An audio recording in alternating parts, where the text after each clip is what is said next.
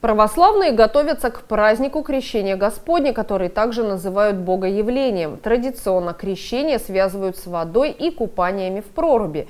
Считается, что в этот день любой верующий может смыть с себя грехи. В Республике Коми купели будут оборудованы в каждом муниципалитете, в том числе и в Инте. В этом году в Приполярье специалисты подготовят несколько мест для набора воды и погружения в ледяную прорубь. В воскресенье 19 января в 10 часов сразу после праздничной службы в храме Святой Троицы состоится крестный ход. Священники и прихожане направятся к реке за домом номер 1 по улице Северная. В районе Новобольничного будет подготовлено специально оборудованное место для набора воды и погружения в ледяную прорубь. Организаторы установят на льду шатровую палатку с обогревом. Здесь верующие смогут спокойно переодеться, а после купания попить горячий чай. Еще одна купель в этом году будет обустроена в микрорайоне Восточный. Традиционно Инта готовится к такому замечательному празднику. Будет оборудовано 2 купели. Это на Северной и микрорайоне Восточный.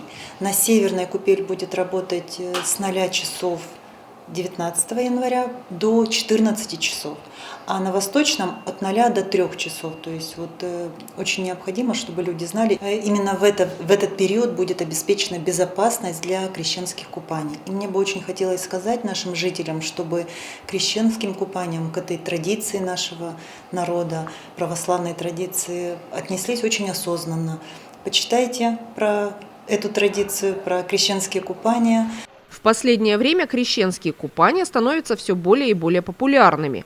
Желающих войти в воду, как когда-то это сделал Иисус, много. Большинство интинцев принимают участие в таинстве ежегодно. По религиозным традициям нужно 3 раза окунуться в воду с головой. Для мужчин это несложно, а женщинам с длинными волосами желательно надеть резиновую шапочку для бассейна, чтобы защитить волосы от ледяной воды. По словам медиков, далеко не все могут быть задействованы в святом нырянии. Противопоказаны купания в проруби при многих хронических и инфекционных заболеваниях. Поэтому лучше проконсультироваться с врачом. Самое главное правило при купании в ледяной воде – реально оценить свои возможности. Категорически не рекомендуется это делать людям с определенной категорией противопоказаний. К этой категории противопоказаний относятся заболевания хронические со стороны сердечно-сосудистой системы, заболевания сердца, головного мозга, сосудов, заболевания бронхолегочной системы, неустойчивой психикой, ослабленные люди в период обострения хронических заболеваний. Купание в проруби 1 раз за зиму – это большой стресс для организма. Категорически запрещается употреблять алкоголь до и после купания. В противном случае это может сказаться на работе сердца. Если вы все же решитесь купаться, важно это делать только в специальных прорубях, оборудованных лестницей, под присмотром спасателей.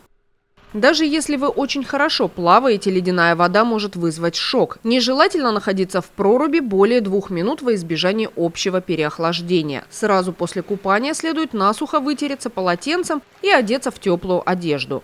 Перед тем, как погрузиться в ледяную воду, необходимо соблюдать элементарные правила. Надо взять с собой комплект сухой одежды, сухое одеяло, обязательно горячее теплое питье. Категорически не рекомендуется употребление алкогольных напитков. Рекомендуется окунание в прорубь только в специально отведенных местах при непосредственном дежурстве специальных служб спасения. Значит, прежде чем окунуться в холодную воду, необходимо соблюдать ряд правил. А раздеваться необходимо постепенно. Сначала снять необходимо верхнюю одежду, потом нательное белье и остаться в обуви, потому что обувь снимается в последнюю очередь. Идти до проруби необходимо обязательно в обуви, потому что первым делом замерзают ноги. При выходе из проруби необходимо обязательно растереться сухим полотенцем, закутаться в одеяло, сменить комплект одежды, обязательно выпить горячее питье.